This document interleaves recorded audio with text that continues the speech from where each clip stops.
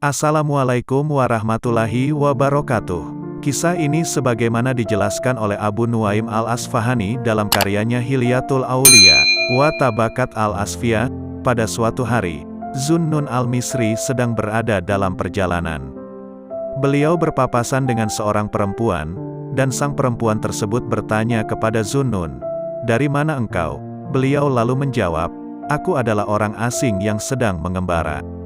Perempuan tersebut berkata kepada Zunnun, "Celakalah engkau, adakah kesedihan yang asing di sisi Allah, sedangkan Dia pelipur orang asing, dan penolong orang-orang yang lemah."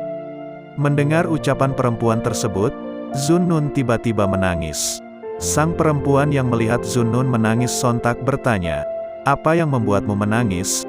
Beliau lalu menjawab, "Obat telah menyentuh penyakitku yang lama memborok, dan aku berhasil sembuh dengan cepat." Mendengar ucapan Zunnun seperti itu, perempuan tersebut lalu berkata, "Akankah engkau berkata jujur, mengapa engkau menangis?" Mendapat pertanyaan seperti itu, Zunnun justru balik bertanya, "Apakah orang jujur tidak menangis?" Perempuan tersebut menjawab, "Tidak."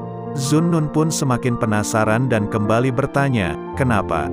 Perempuan itu pun kembali menjawab, "Karena menangis membuat hati manusia merasa nyaman, dan menangis adalah tempat bersandar.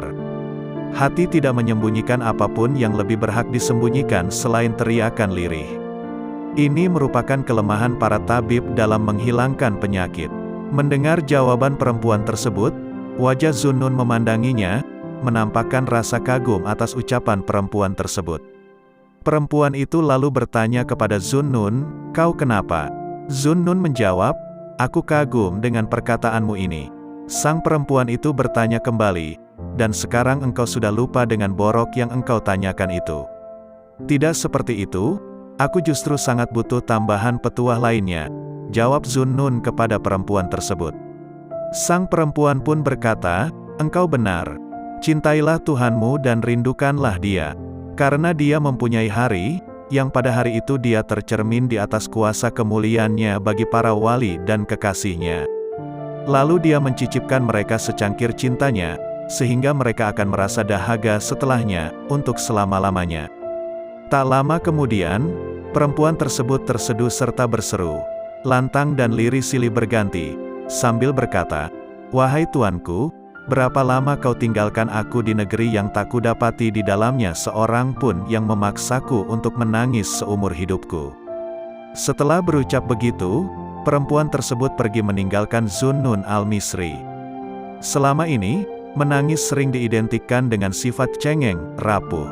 Sehingga orang yang menangis sering dianggap sebagai orang yang lemah.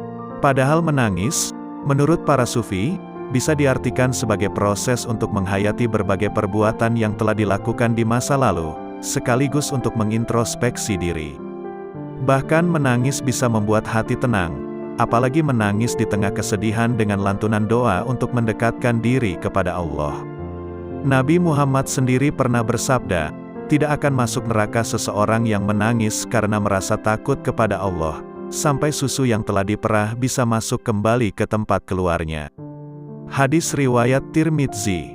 Dalam hadis yang lain, beliau bersabda, "Ada dua buah mata yang tidak akan tersentuh api neraka. Mata yang menangis karena merasa takut kepada Allah, dan mata yang berjaga-jaga di malam hari, karena menjaga pertahanan kaum muslimin dalam jihad di jalan Allah." Hadis riwayat Tirmidzi. Menangislah dalam kesendirianmu, kesunyianmu atau dalam kesedihanmu. Bisa jadi dari hal tersebut bisa menimbulkan keikhlasan dalam diri, membuat hati menjadi lembut, dan tentunya supaya selalu berharap pertolongan kepada Sang Pencipta. Karena Dialah yang menciptakan kesedihan dan kebahagiaan, oleh karena itulah jadikan kesedihanmu untuk selalu mengingat Allah, yang maha membolak-balikkan hati manusia, agar hatimu tetap tenang di tengah luka menanti rasa yang tak kunjung terbalas. Semoga bermanfaat dari kisah tersebut.